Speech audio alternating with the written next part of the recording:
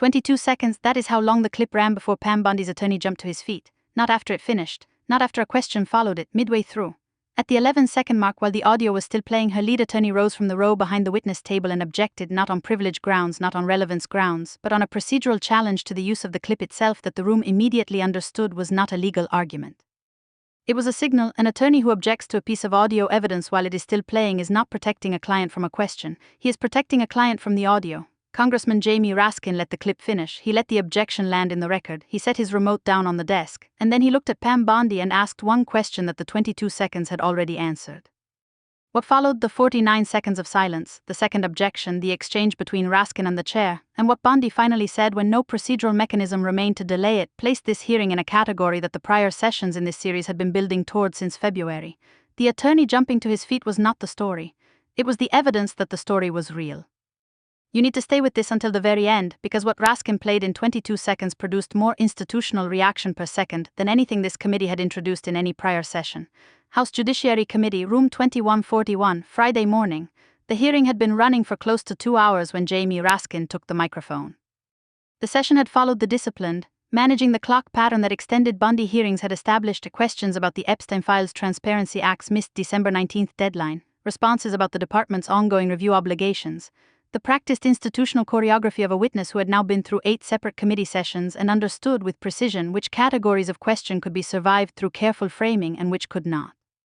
She had not yet identified this one correctly. Raskin is a Maryland congressman, Harvard Law School graduate, and former constitutional law professor who spent 25 years teaching the relationship between institutional power and documented accountability before entering politics. He led the House managers in Trump's second impeachment trial. He understands with the particular clarity of someone who has built cases from audio and documentary records in public proceedings that the most precise form of evidence is not a document a committee introduces. It is a recording of the witness's own voice played in the room where a contradicting statement is about to be entered into the record. He had a recording. Bondi sat at the witness table with her composure intact and her back straight. She had survived a tape at an earlier Crockett session. She had survived a signature read aloud. She had survived a dollar figure that produced a 19-minute recess. She had developed a working confidence in her ability to manage whatever a committee member placed on the table because the prior sessions had all followed a similar arc: introduction, silence, deflection, survival. She believed this session would follow the same arc. She had not heard what was on the recording. Raskin built his foundation in the manner of someone who has calculated exactly how much preparation the room needs before the clip lands. He asked 3 questions about the department's communication protocols during the Epstein file review period. He asked whether Bondi was aware that internal review discussions involving senior staff were subject to record-keeping requirements under applicable federal regulations. She confirmed it. He asked whether communications in which the Attorney General participated directly would fall within those requirements. She confirmed that as well. He asked whether she recalled making any statements in internal department settings during the review period that she would characterize as inconsistent with her public testimony about the review's scope and direction. Bondi said she did not. Raskin wrote that down. He looked at it for a moment, then he picked up his remote. He looked at Bondi before he pressed play. Attorney General Bondi, he said, I am going to play you a 22-second clip. It is audio from an internal Department of Justice communication produced in discovery as part of a FOIA litigation proceeding. The clip was authenticated and entered into the district court record. It is now part of the public record of that proceeding and I am entering it into this committee's record. He looked at her steadily. Please listen carefully. He pressed play. At 11 seconds, her attorney stood up. Mr. Chairman, the attorney said, his voice carrying the particular urgency of someone who has decided that an objection filed mid-clip is preferable to letting the clip finish. My client objects to the use of this material under Rule XI of the committee's procedures and reserves the right to challenge its admissibility on the grounds that the authentication process for audio evidence in a congressional proceeding requires advance notice, and Raskin let the clip finish. The chair looked at the attorney. He looked at Raskin. He said the clip had been authenticated through a federal court proceeding and its entry into the committee record was procedurally appropriate.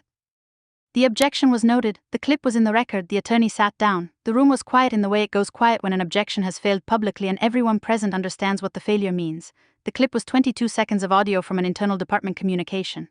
In it, a voice identified through the court's authentication process as Bondi's was audible in a brief exchange with at least one other speaker. The audio quality was clear, the words were distinct. And what the voice said in those 22 seconds was directly inconsistent with the characterization of the department's review process that Bondi had offered at 4 separate prior hearings, specifically regarding the degree to which the redaction decisions for high-profile names had been made on the basis of independent legal judgment rather than in response to external input. Raskin set his remote down. He did not summarize what the clip contained. He did not read from a transcript of it. He let the clip stand as its own introduction. He looked at Bondi. He asked one question: "Is the voice in that clip yours?" Bondi's hands went flat against the table. 49 seconds. The first camera held the witness table from the center. The second framed Raskin and his desk simultaneously, the remote visible in the lower portion of the frame. A third held the full chamber. The court reporter had stopped typing at the 3-second mark. Bondi's lead attorney, who had just sat down after his objection, had placed both hands flat on the table in front of him in the same posture his client had adopted. A committee aide standing near the far entrance had gone still. The press gallery held its breath. No keyboards, no movement, no sound of any kind. 49 full seconds. When Bondi spoke, her voice was controlled. She said she would need to review the full context and authentication record of the clip before she could confirm or deny any characterization of her voice in an audio recording, and that she reserved the right to challenge the clip's authenticity through appropriate legal channels subsequent to the hearing. Raskin looked at her for a moment, then he looked at the chair, then he looked back at Bondi. "You have just heard a 22-second clip that a federal court has authenticated," he said. "Your attorney objected to it while it was playing. You are now declining to confirm whether the voice in it is yours." He paused. "This committee is going to note that sequence in the record as the response to the question, and then I am going to ask you the question the clip was introduced to support." Raskin's voice dropped, not sharply, with the deliberate, measured descent of a constitutional law professor reaching the point of a lecture he has been building toward for 40 minutes.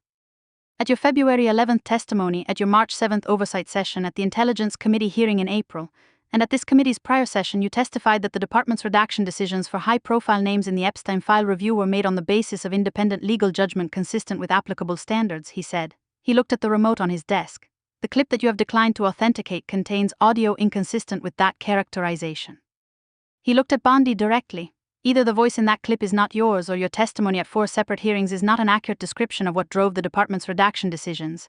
He let that sit. "Those are the two options the clip and the testimony give us," he said, "and this committee is going to need an answer that closes one of them, not today if you prefer to seek counsel, but before the May 29th testimony date that you have committed to. Because if that voice is yours, and if what it says is what it appears to say, then the record this committee has been building across 9 sessions is pointing somewhere that no rescheduled date and no careful framing can redirect it."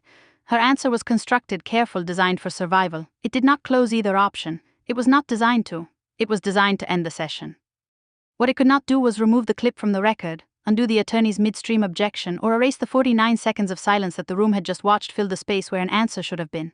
The Epstein Files Transparency Act was signed by President Trump in November 2025. It set a statutory deadline of December 19th for the full release of Epstein-related Department of Justice materials. The department missed that deadline. Roughly 2.5 million files remained withheld, confirmed by Ranking Member Robert Garcia's office and reported by The Washington Post and The Hill. High-profile names were redacted in documents where victim-identifying information was not. House Oversight subpoenaed Bondi for a closed-door deposition in late March 2026. She did not appear on April 14th. Robert Garcia filed a contempt resolution on April 29th. Within 45 minutes, Republicans on the panel announced a new testimony date. The Washington Post confirmed the same day that Bondi had agreed to testify. That testimony was rescheduled for May 29, 2026. Tim Burchett, Republican congressman from Tennessee and one of 4 GOP members who had originally backed the subpoena, had said on the record that Bondi simply did not have the knowledge of what the files contained. What Raskin's 22-second clip added to that record was a dimension that no prior session in the series had introduced in exactly this form. Prior sessions had introduced documents, signatures, financial figures, and recordings of Bondi's prior sworn testimony. This session introduced an audio record from inside the department, from within the institutional space where the decisions being testified about were actually made, and placed it beside the testimony that had described those decisions differently. That is not an external document contradicting a sworn statement. That is an internal record contradicting a sworn statement about internal deliberations. The distinction is significant. It is the difference between what the department said happened and what a recording from inside the department suggests actually happened. Bondi gathered her papers when the session ended. Her hands were steady. Her attorney gathered his papers more quickly. They left through the side corridor together. Neither stopped at the exit for questions. Raskin said 7 words to the cameras in the hallway. "The clip is authenticated. The record has it." He turned and walked back through the chamber doors without elaborating. By nightfall, the hearing had become the session that introduced audio from inside the department, not from a prior congressional hearing, not from a public statement, from the institutional interior of the process that every prior session had been questioning from outside its walls. For the first time in 9 sessions, the record contained something from inside the room where the decisions were made. Within hours, the footage had reached every major platform, not the 2 hours of procedural build-up, not the questions about the December 19th deadline or the record-keeping protocols, just the 22 seconds of clip, the attorney rising at 11 seconds, Raskin letting it finish, and then 49 seconds of silence before the non-answer. The footage ran in full at normal speed. The attorney's midstream objection ran with it every time. It did not require commentary. The objection was the commentary. The Washington Post published a detailed account by early evening confirming the clip's provenance through the FOIA litigation proceeding and reporting on the specific federal district court authentication process that had placed it in the public record prior to its introduction at the hearing.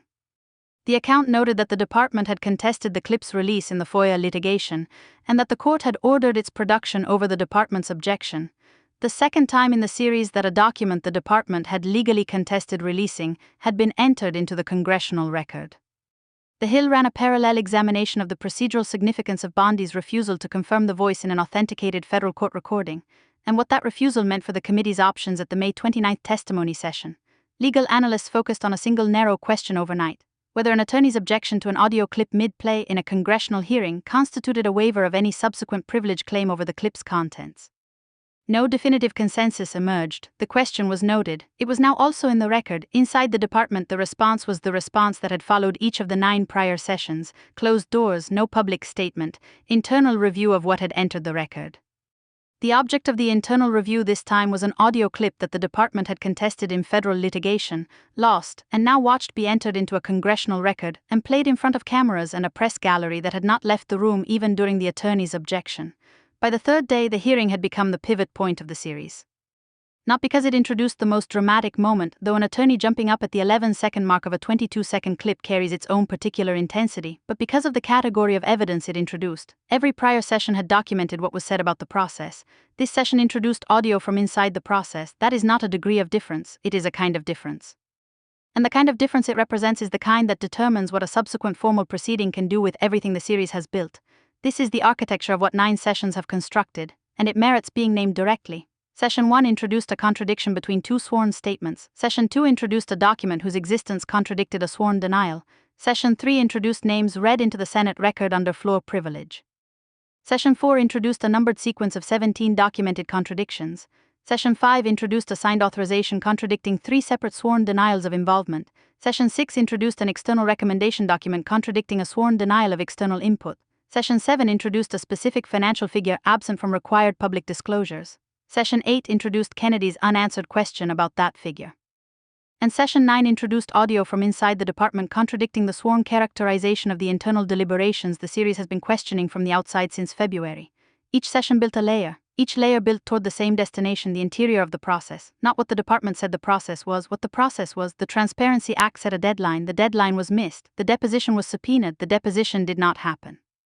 The contempt resolution was filed, the testimony was rescheduled. 4 Republican members resisted the contempt vote. Tim Burchett said on the record that Bondi did not have the knowledge. All of that was already in the record before Friday. What Friday added was the audio, a 22-second clip from inside the institutional space the series had been circling, authenticated by a federal court, released over the department's legal objection.